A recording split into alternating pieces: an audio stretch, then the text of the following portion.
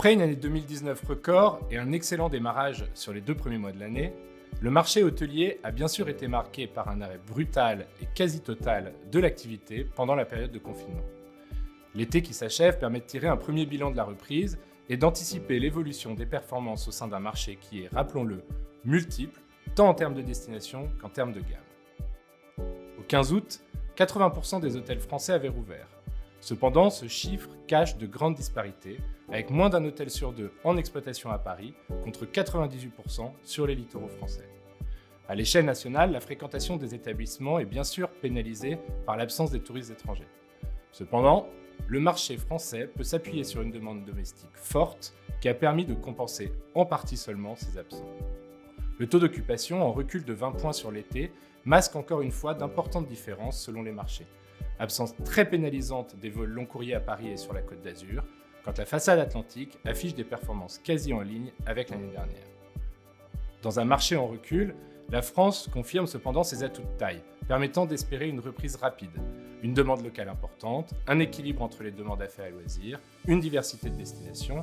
La conjonction de ces facteurs a permis à la France de mieux résister que les autres pays européens.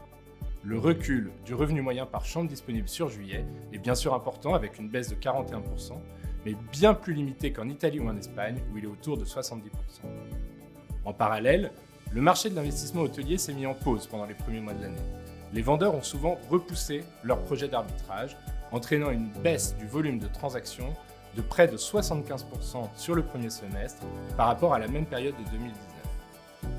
Ces constats permettent de dresser avec prudence plusieurs perspectives sur les prochains mois. Tout d'abord, un marché haut de gamme et du luxe très dépendant de la clientèle étrangère long courrier qui va donc continuer de souffrir.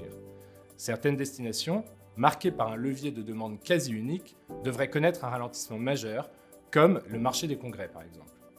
Les impacts de la crise seront probablement plus limités sur le segment 2 ou 3 étoiles. Nous sommes convaincus que de nombreuses opportunités d'investissement vont se présenter à relativement court terme. Tout d'abord, un effet rattrapage après ce premier semestre 2020 très calme. Par ailleurs, les acteurs qui vont devoir faire face à des échéances bancaires, locatives ou à la fin de mesures mises en place par le gouvernement dans un contexte de ralentissement chercheront probablement à arbitrer des actifs ou ouvrir leur capital. Des exploitants qui souhaiteront probablement être épaulés par des partenaires financiers dans leur nouveau développement afin de limiter leur exposition et conserver leurs fonds propres en relais de trésorerie. L'hôtellerie conserve donc aujourd'hui toute notre confiance et nous sommes convaincus que les hôtels constituent une classe d'actifs pérenne à moyen et à long terme. Ce secteur affiche en effet une importante capacité de rebond. Malgré les nombreux événements défavorables que nous avons connus entre 2015 et 2019, les attentats, les grèves, les gilets jaunes, le revenu moyen par chambre avait progressé de 16%, témoignant encore une fois de la solidité de l'hôtellerie française et de la destination France.